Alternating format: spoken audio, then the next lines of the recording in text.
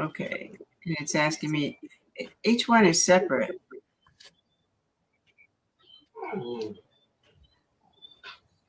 Okay. Yeah, I'm finding this stuff out at the last minute.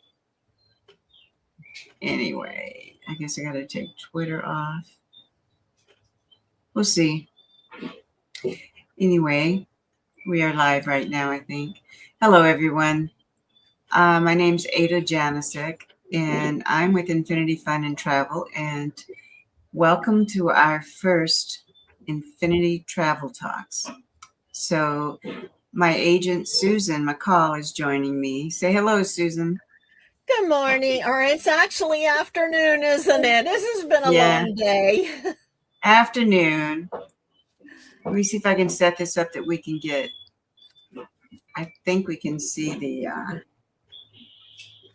comments and things going on. All right, we are going to start with a little bit of information right now. There is some news going on right now. The 6 ships that were previously stranded in the Arabian Gulf, the Strait of Hormuz, they were released on April the 20th. And they're now going to their European ports that they're going to be doing different things at now. So they got released. They were stuck there for a pretty long time, weren't they, Sue? Yes, a couple of months it's been. Was it that long? Yes, the passengers haven't been stuck there all that time. Just the crew, they managed to get the clients, the travelers off the ship and home, but the actual ship itself has been stuck there. Yeah, I wonder how they handle that. I wonder if that went with our travel insurance or that was at their cost. I'm sure that the cruise lines will do something to compensate them, but we'll see.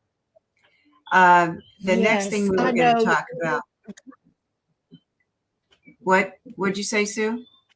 Oh, no, it's okay. Okay, the next thing we were going to talk about is the Europe has a ETIAS update.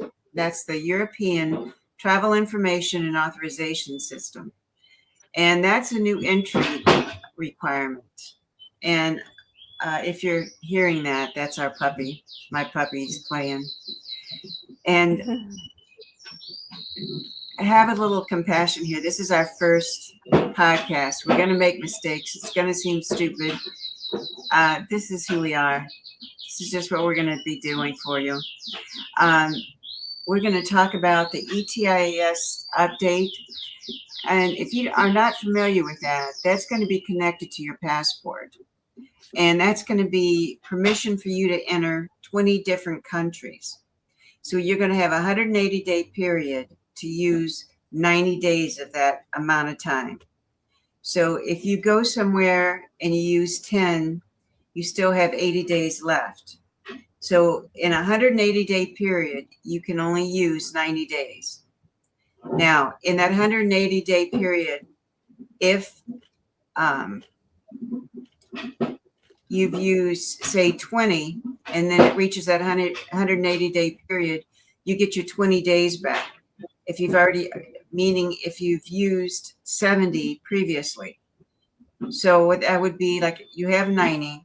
You went on vacation one time for 20 days. And then 2 weeks later, you went on a vacation for 70 days in Europe. Okay, so that 180 days, when that 20-day vacation expires, then you get your 20 days back. But you still have used the 70 days. So until that 70-day vacation expires within that 180-day period, then you'll get that back. So that's the way. I hope I explained that right. You have 180 days to use 90 days. You go past the 180 days, they start subtracting the amount that you've used within that time that went past the 180 days. So in other words, you don't get the whole, within the 180 days, you're not going to get all of that back yet, all of your time back. So this is going to be connected to your passport. Now, if your passport expires, you're going to have to start all over again. The clock starts all over again. It's connected to when your passport will expire. And it's valid for 3 years Yes. unless your passport expires. And if you're under 18, you won't have a fee. And if you're over 70, you won't have a fee. But it is required. And it's going to start in the late 2026 season, the last quarter. But right now, I can tell you, security going through that right now is taking a lot of time for people whenever they're going to Europe. So right now, there is a confusion with it. And you can go to the ETIAS site, and you can start registering now for it, but it doesn't take effect until the last quarter. Laddie. Sounds like my desk is exploding. All right. I don't see any comments yet, so let me make sure that I have that up so we can see that when they come in. All right. Let's see what else we should talk about. Sue, you were going to talk about, I know we were going to talk about Alaska, but what was the other thing you were going to talk about? All-inclusive resorts. Oh, let's hear about that. Yeah, we have got a question about why can't I find true all-inclusive resorts in the U.S.? And they're thinking about the Club Med, the old Club Med resorts that everything was included. We don't have those in the U.S. anymore. You can find them in Mexico and other countries, but now they're full service resorts, not all inclusive. And the resort fees, that covers access, not food and drinks. Think of it like a theme park. You're in, but everything that you do or eat is all an extra price. You pay your fee to get in the park, but then you pay for each thing once you're in there. And that's the way what we call all inclusive, that's what it is nowadays. Okay. You are going to be going to Alaska soon too, aren't you? Yes, in 17 days. I'm so excited. And you're going to be on what ship? The Bliss. Norwegian Bliss. Yeah. And what route are you taking? We're going up the Inside Pass, and we'll be stopping Juneau, Skagway, all the different ports, and seeing the glaciers. They've had some ships that have had to change that were going from Glacier Bay, and they've had to switch to Endicott Arm and Dawes Glacier. Mm-hmm. But that is not a downgrade at all. Endicott Arm is the most reliable glacier viewing, and Dawes Glacier allows the ships to get up closer.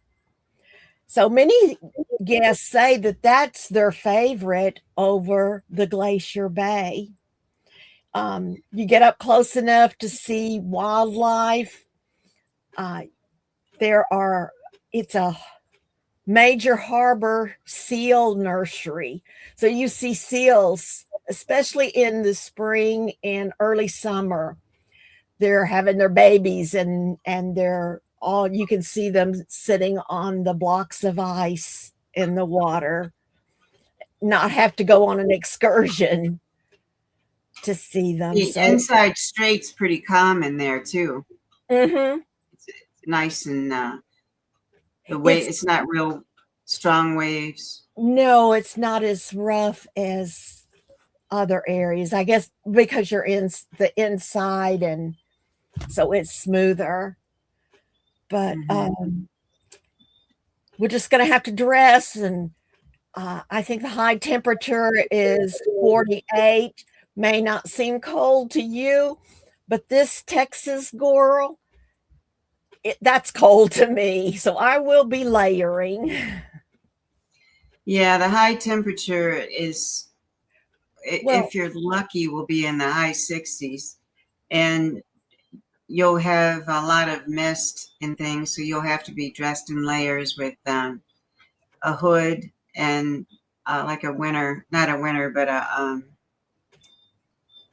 just a, I want to say like a windbreaker with a hood. So that, I mean, because under the layers, you're going to be getting pretty hot, but as the day goes by, you can take them off because it'll reach the higher right. temperature. Plus, Also, the daylight's going to be stronger. You're going to have longer days. yes, You know? yes. The time of year we're going. They say it's daylight there at 5 in the morning and until 10 and 11 at night. So that's, hope I have good dark curtains in my stateroom. Also, I'm not sure if Norwegian has it. I think that they do, blankets that you can, that are in your room that you can put on your lap when you're on the balcony. Actually, they don't furnish blankets like that, but what you can do is ask for an extra blanket for your room. But make sure you do it on your first day, because they'll give them all out. Yeah. So yeah, do that as soon as you get there. Ask your cabin steward, and they are always so nice and so ready to help you. But either that, or you can bring a little lap blanket, thermal or something from home. And speaking of going on a cruise, for the Wi-Fi, there is something called Gigsky. Yeah. And you used Gigsky before, and we have a link in the bottom about that. That's for your Wi-Fi. You want to discuss that a little bit, Sue? Okay. Yes. I found that last year when I was on a cruise, and it saves you money. It's a lot cheaper than what the cruise will charge. And you download your phone, download the app on your phone, and you're able to access, make emails, make phone calls and all. But like you were saying earlier, you can't just use it in your room. You want to explain that? Because it's like a Faraday cage in your microwave. The microwaves don't hit you because there is a metal screen around your door. Same thing. You're talking about satellite here with Gigsky. So you have to have an open area to be able to receive the signal. You have to either be on your balcony or you have to be on a deck to be able to see it. So if you do go for Gigsky, you can't walk around inside the ship and be on the phone. You can't live feed within the ship. But it saves you a great deal of money too. All you have to do is go to the deck or go to your balcony to be able to transmit and make a call. So the prices are very low. And they have very good customer service. I was having some trouble getting on there, and it might have been where I was trying to use it, but right. I don't think you understood the Faraday. Yeah, I called and got someone, and they helped me and walked me through everything, and they had, it was really a great service. I can recommend. Go find something else to play with, not the bone. He's playing with this bone, and this bone is so loud. I'm sorry. Can you hear the bone real bad when he's banging it? I can hear it banging. Come here. Get up here. Say hello. This is Laddie. He is about 9 months, and he's full of it. That's why he's so loud. So I apologize all the noise, but that's what's going on. All right, get down. All right. All right. The next thing we're going to talk about is about the Bahamas. Now, in the Bahamas, there is a massive investment going on at Lookout Cay and Celebration Key. And the difference between that, I think they say K because Spanish pronounced that K. And that means that there's more reason to get off the ship in Nassau. So that's pretty exciting. Okay, and also the hurricane season is going to be near normal this year, which is wonderful. And it's going to be calmer than 2025. 2025 was crazy. We also have, this is you talking about Hawaii. You want to talk about Hawaii, or would you like me to take that? Go ahead. All right. Sue had wrote a piece here about suggesting that you skip doing this in the winter, which is generally what everybody wants to do, is do it in the winter. But if you do it in May or September, she says that that's called the shoulder season, and that you'll save a great deal of money with that. So we suggest maybe you would like to try that. Also, we are going to be having group cruising, and that's going to start very soon. We're trying to decide where we want to go. So if you could leave a comment of where you think we would like to go, it's Hawaii or Alaska or in the Caribbean. I don't think so much that we're going to do Europe right now, but we will end up doing Europe a little bit later in the year, like maybe a river cruise. So that's what some things we're thinking of. Drop a comment and let us know what the next group cruise that you think that you would like to go on. We'd appreciate that. And for those that don't know what a group cruise is, it can be friends, family. It can actually be a group of people that don't even know each other. It could be a club, something, but we get a group together, and you get special rates and amenities by doing it as a group instead of just one cabin. The acronym for Infinity Fun and Travel, you'll hear us referring to that. That's going to be IFAT. So we talk about IFAT a lot, and we put deposits on a lot of cabins, a group of cabins, and that could be called a group. But then we also book those cabins, and those people don't even know they're with the group. So the reason why they want to be in that group is for the price advantage. It's like Sam's Club or Costco. We purchase them when they come we book them when they come out right in the beginning, because each month they increase in price. So we have the advantage. If we get them right when they come out, they're the lowest that they're going to be. The problem with that is we have to see whether or not the cruise line will let us give some of our advantages that we can give you, some of our benefits. Sometimes we can, sometimes we can't. So that's the only disadvantage with them. But it does work out that they are cheaper in the overall. Even if you want to add Wi-Fi, even if you want the drink package, even if you want that, you'll find that this many times are going to be $500 to $800, maybe $2,000 cheap, depending on which cruise you go to, cheaper. So there is an advantage to getting in one of our groups. Right. And also, well, sometimes too, if we, sometimes like if you do a hosted group, which is what we were talking about before, if we're going to do a hosted group, we're going to all go on there together, and then we'll do certain things. And then if you can go and do what you like, but sometimes we're going to have cocktail parties, or sometimes we're just going to have an event that we get there and talk and meet and mingle. and that might be something you're interested in. We'll have to see. We're just going to play it by ear and see what people want. What else should we talk about, Sue?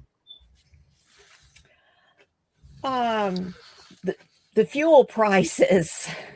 Oh, right yeah. now, everyone is talking about fuel prices and how is that going to affect a cruise, your cruise.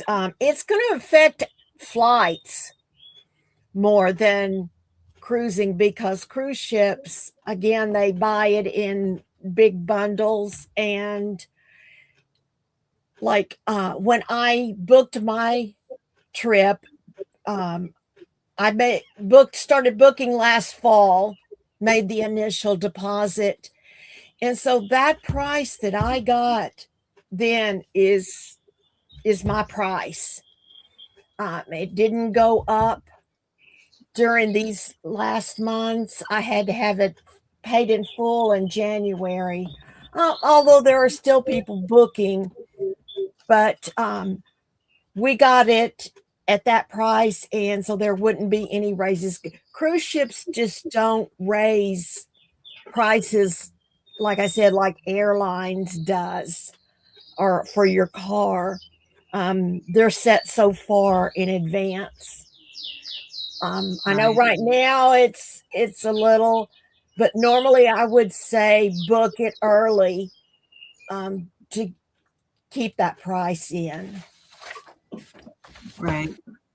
Now, as far as booking,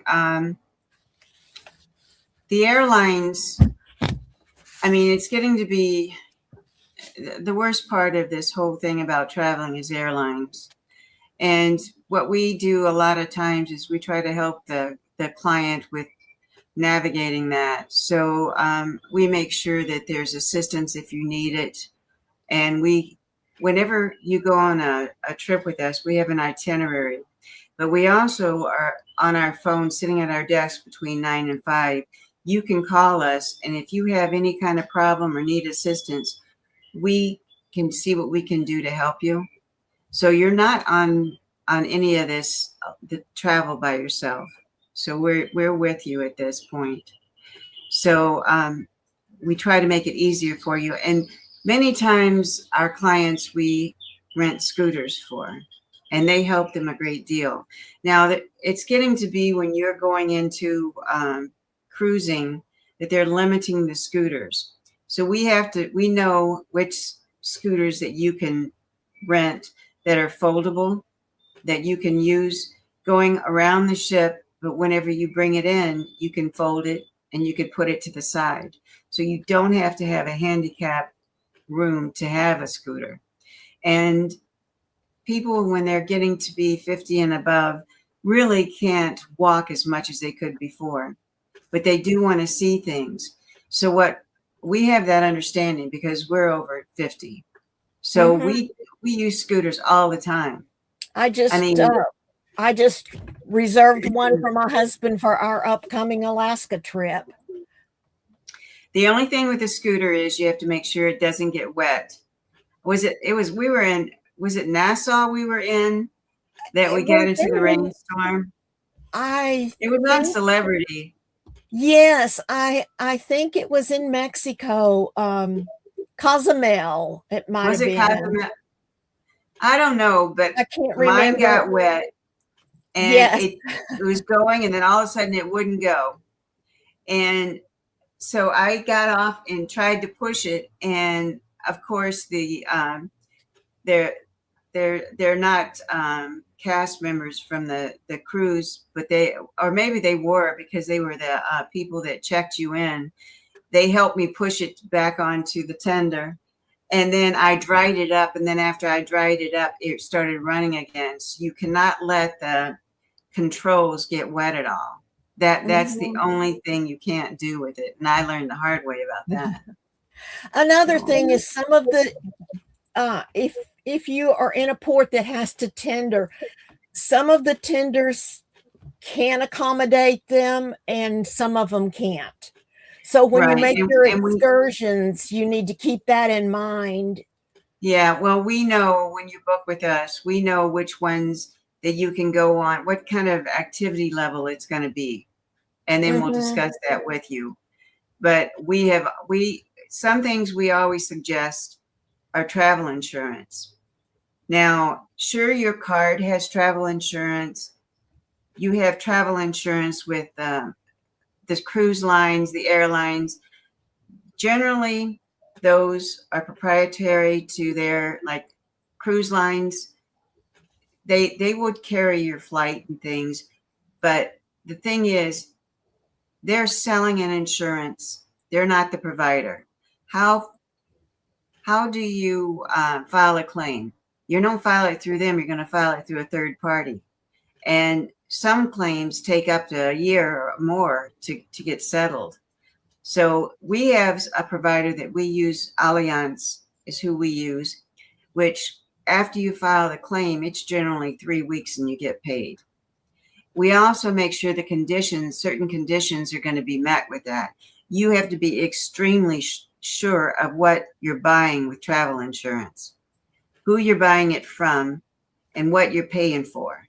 Now, you can say you have a certain kind of insurance, medical insurance, but you don't know what all that medical insurance is going to pay for until the provider says the claim is approved. Same thing when you're talking about travel insurance.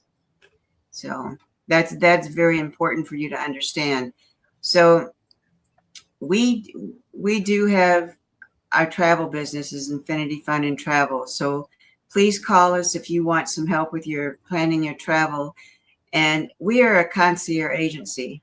So we do have a service fee, and our service fee is $400. Many times we save you that much.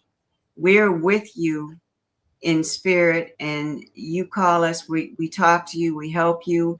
You have a problem, if you have a concern, we help you and direct you of where to go.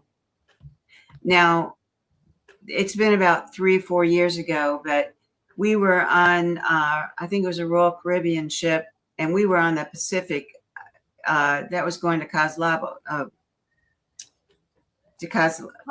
San Lucas. Cabo San Lucas. There, I'll spit it out. I'm sorry.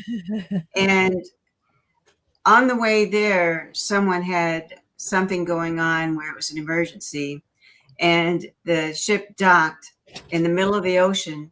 You have to stand still for the helicopter to come. The helicopter came, and it couldn't take the patient. He wasn't stable. So they had to keep circling the ship for about 6 hours. And we were able to go on the monitor, and we could see it in our room. We could watch it happen from the front of the ship. Now, we ended up finding out that that was one of our clients. And also we found out most of my clients buy insurance, so he was covered.